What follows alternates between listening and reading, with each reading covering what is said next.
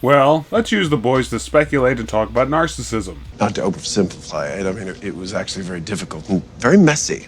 I'm about to spoil the boys because I spoil things. Don't watch my videos if you care about spoilers. So spoiler warning, also trigger warning, and every other kind of warning because it's the boys. Big lump of C4, peck right up his fudger. Boom, claret everywhere. Fucking diabolical. Anyway, the first scene in this show is of two boys talking about who has better movies, The Deep or Translucent. Please, Invisible Force 1 was lame. I'm all about Rising Tide. Rising Tide? The Deep? Translucent could kick the Deep's ass. But what's interesting is that The Deep and Translucent are also real superheroes with real superpowers within the world of the boys. So tell us, how are you able to vanish? No, I don't actually vanish. My skin turns into this carbon metamaterial. But this demonstrates how this fictitious world works really fast by also incorporating this obvious parallel to reality. Just like how some people essentially worship celebrities in this way. Homelander? You boys okay? So what these kids are doing, even if they don't realize it, is they are putting these people on pedestals. They are thinking and saying the Deep and Translucent are larger than life, better than others, and are more perfect people than the average citizen. Let's give him a big thank you. What do you say?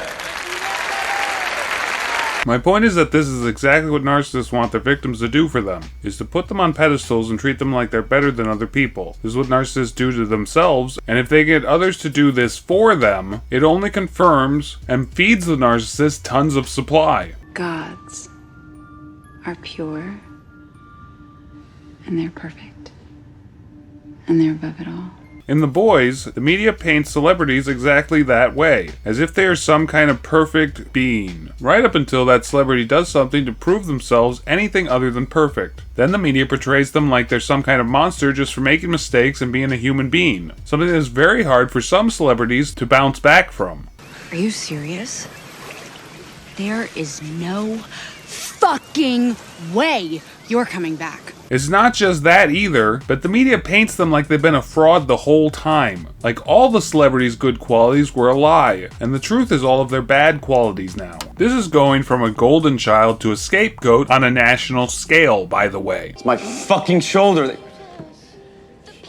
They cut me from the picture. They can't just cut me from the fucking picture. They can't cut me out. Welcome to the world of societal narcissism, something exemplified in The Boys very well, and yet another subject I'm sure we'll come back to over and over again.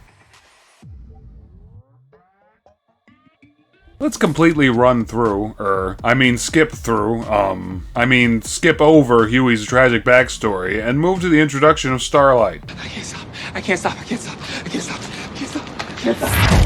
Now, she's a very interesting character because she seems to be completely entranced in the idea of being a superhero. She says this line. Since when did hopeful and naive become the same thing? I mean, why would you get into this business if not to save the world? But that describes exactly who she is at the beginning of the show, hopeful and naive. And this is something that unawakened empaths are particularly known to be. It's a defense mechanism they build up because the knowledge that their narcissistic parents don't really love them and will never see them as a human being is covered up in their minds with the naive hope that if they better themselves enough, their parents will finally accept them. And I was happy to do it. This was our dream. This was your dream! I never got a chance to choose my own dream. No wonder I don't know who the fuck I'm supposed to be! Annie! The next scene has another great example of societal narcissism, and really narcissism in general, where even in the face of everything contrary, a narcissist and their flying monkeys will always deny that the narcissist did anything wrong. She just stepped in the middle of the street. You know, I couldn't. Middle of the... She was a half step off the fucking curb. Huey, just don't get upset, okay? Just, he knows.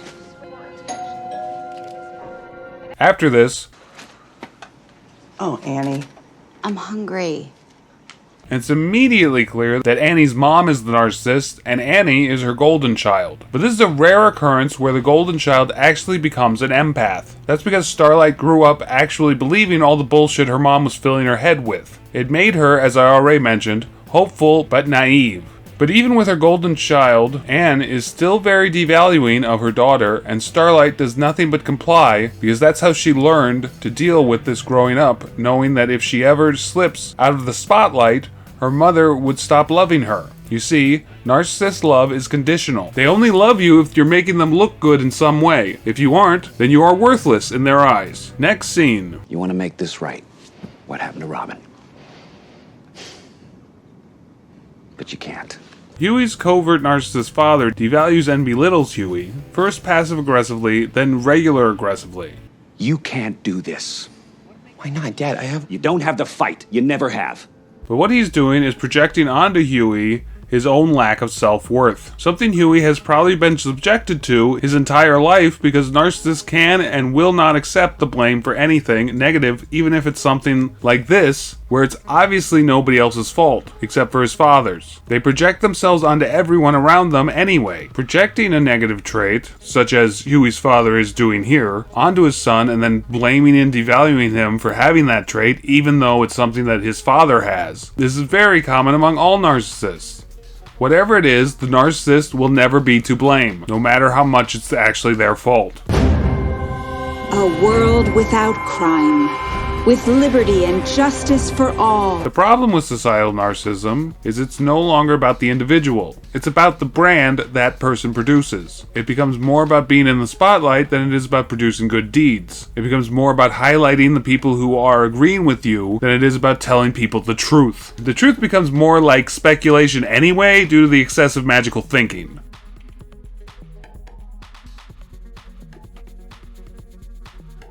Then the Deep shows Starlight the main room where the seven meet every day. In it, he exhibits exactly how narcissists behave in a relationship in a very short amount of time. He first comes on strong with his charm. But you'll have your own soon. Here, come on. Give it a test drive. Then he mirrors her talking about what she's talking about and behaving how she's behaving. You know something? On my first day, I felt like a fraud. This lowers her guards and makes the Deep seem more trustworthy to her, so she reveals some secret to him. If you want to know the truth, I actually had a poster of you. I kind of had a schoolgirl crush on you. Which he immediately exploits. When you said you had a crush on me, I figured that, you know... And then blackmails her into performing a sexual act on him, using his political power in an office space. Just a question of how bad you want to be in the 7. I am number 2 around here. If I say so, you'd be out of here. Especially since you attacked me. I could put you out of the business. I mean, that's not what you really want, right? Or we come together as a team. You and me. And then you know what happens? All your dreams come true. No, I don't see at all how this might parallel the real world. At all. Another aspect of societal narcissism is explained right here. Soups lose hundreds of people each year to collateral damage that just gets swept right under the rug. Why? Ain't it obvious? Movie tickets, merchandising, a multi-billion-dollar global industry. The main reason that you won't hear about it is because the public don't want to know about it. See, people love that cozy feeling that soup's given. I mean, this is what narcissists do for their own image when presenting themselves to other people as well. They hide their faults, exemplify what's good about themselves. This helps create the image that they are larger than life. And then, their flying monkeys just start believing it. And when you might say something to the effect of, actually, they're highly abusive people who kept me in a psychological prison for many years, or something similar, they won't believe it because, how could someone so amazing ever do something so evil? And that's how flying monkeys are born. On a societal scale, this would be pretty much everyone. The dissenters would be smear campaigned royally so as not to draw any attention to them. Just how it works in a narcissistic family, for example. For more information, see Nazi Germany. Wait. That's Ezekiel. Capes for Christ guy? Preaches all that pray the gay away shit. No, he's the meat and the manwich. Fucking hypocrite. This is also pretty common among narcissists. I mean, not the being closeted gay, of course, but being a hypocrite. Especially when they are in a narcissistic society where image is far more important to them than being true to yourself. Narcissists don't know how to be true to themselves anyway. Also, narcissists project themselves onto everyone, so sometimes they will take up what they see as a righteous cause when really it's something they themselves are guilty of.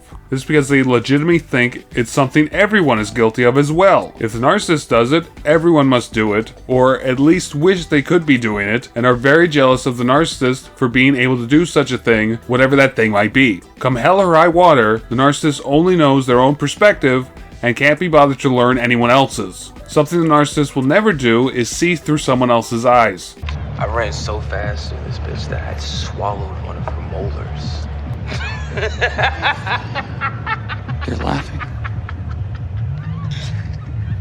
Like she's a joke. Narcissists don't see other people as legitimate human beings. They see them as little more than dolls for them to play with. Accidentally killing a woman and then getting away with it would probably give most narcissists a whole lot of narcissistic supply, sadly enough. The scene where it's Starlight's first day on the job. Let's talk about what's important to a narcissist. The first is gaining supply, obviously. But once they have that emotional supply they crave in the form of servants or loved ones or whatever, what else do they want? Power is next on their list. Something that in a capitalist society is synonymous with money. Assholes pirated my movie 3 weeks before release. Copyright infringement is costing Vought $1.2 billion per year. That's money out of our pockets. And you'll note that, much like most of the super rich in our own society, they all probably have more money than they could ever need, but all they care about is making even more of it. This is because once a narcissist has power, they are scared to death that their power will suddenly be taken away. But then Homelander switches to talking about good deeds. Now, what I do want to hear is who you saved this week. Huh? But this is only to impress Starlight.